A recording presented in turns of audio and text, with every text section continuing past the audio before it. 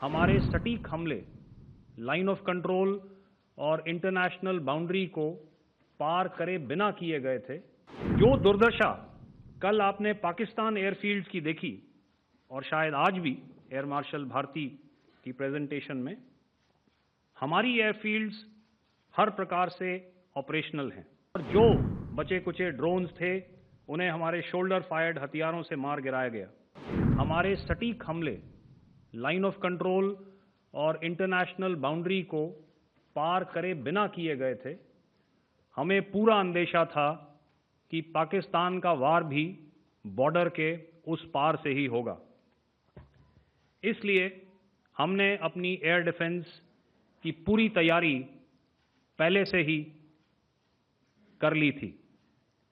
हमारी इन्वेंट्री में शामिल counter manned aerial systems,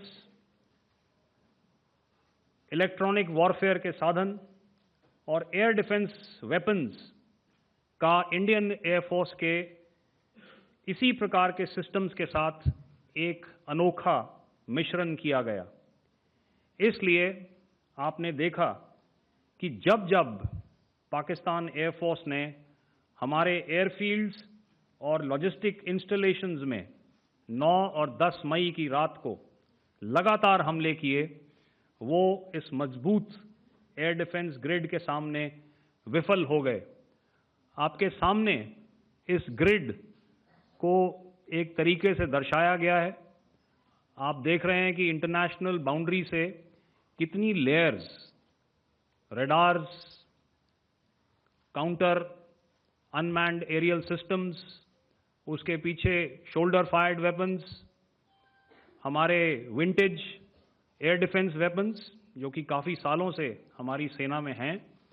air marshal Bharti ने भी उसके बारे में बात करी। और लास्ट में हमारे modern air defence weapon systems.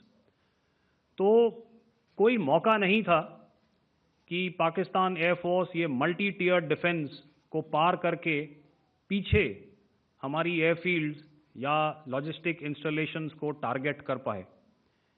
ये जो डायग्राम आप अपने सामने देख रहे हैं, ये मुझे एक इंसिडेंट की याद दिला रहा है। और मैं आपको इस उदाहरण के ज़रिए से एक ये एस्पेक्ट हाईलाइट करना चाहता हूँ।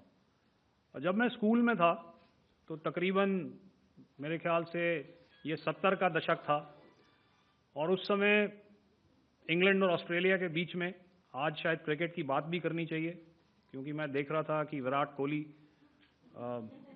ने टेस्ट क्रिकेट से रिटायरमेंट ले ली। कई भारतीयों की तरह वो मेरे भी फेवरेट क्रिकेटर हैं।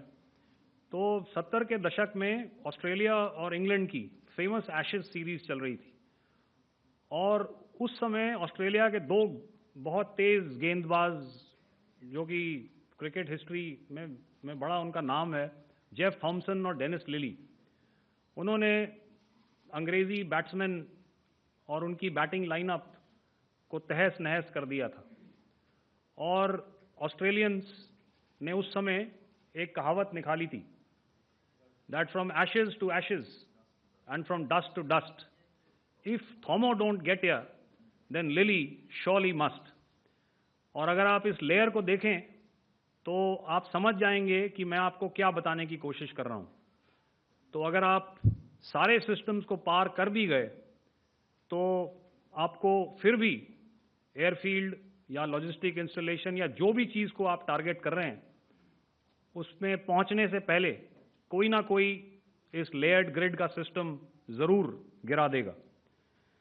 जो दुर्दशा कल आपने पाकिस्तान एयरफील्ड्स की देखी और शायद आज भी एयर मार्शल भारती की प्रेजेंटेशन में, हमारी एयरफील्ड्स हर प्रकार से ऑपरेशनल हैं। यही नहीं, पाकिस्तान के ड्रोन्स और वेपनाइज्ड यूएवीज से की गई हमलावर कोशिशें भी इस ग्रिड के कारण नाकाम हुई और जो बचे कुचे ड्रोन्स थे उन्हें हमारे शोल्डर फायर्ड हथियारों से मार गिराया गया। मैं यहाँ पर अपनी बॉर्डर सिक्योरिटी फोर्स की भी सराहना करना चाहता हूँ। उनके डायरेक्टर जनरल साहब से लेकर बॉर्डर पर तैनात बीओपी पर पहरा देने वाले आखिरी जवान भी हमारे इस अभियान में बढ़ चढ़कर शामिल हुए और बहुत बहादुरी से उन्होंने हमारा साथ दिया।